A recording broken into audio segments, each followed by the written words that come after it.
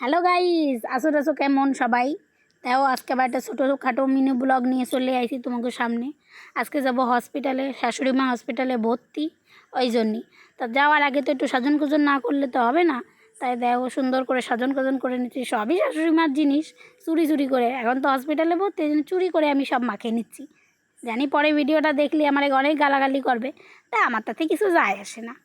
তাই দেখো এখন সুন্দর করে এটারে কী কয় প্রাইমার মেহেদি মেয়ে নিলাম। আর এবার দিচ্ছি ফাউন্ডেশন।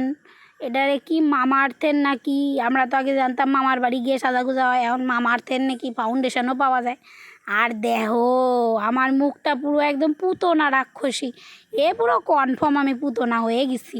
হ্যাঁ, আমার বর যদি এখন দেখতো পুরো টাসকি খেয়ে পড়ে যেত সামনাসামনি।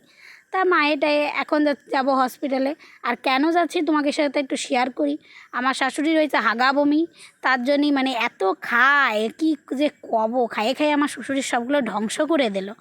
তার মধ্যে এই যে দেখো একটু পাউডার দিয়ে দিলাম, মুখটা যাতে না ঘামে পাউডারটা দিয়ে সুন্দর করে ওই যে কী কয় না সেটিং না কি, তাই করে নিলাম। তার সঙ্গে তো একটু চোখটারেও সাজাতে হবে কদিন।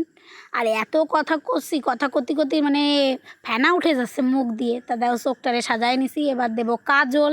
কাজল দেওয়ার পর তারপরে যে আর কি করব কিছু বুঝতে পারতেছি না। এবার দিছি গালে লাল লাল কি কয় না, ওই যে তোমরা সব কও হাইলাইট না কি কয়, গালটারে একটু লাল লাল করে দিছি। কিন্তু আমার বিয়ের লিপস্টিক, এই দিয়েই আমার বিয়ে হয়েছিল।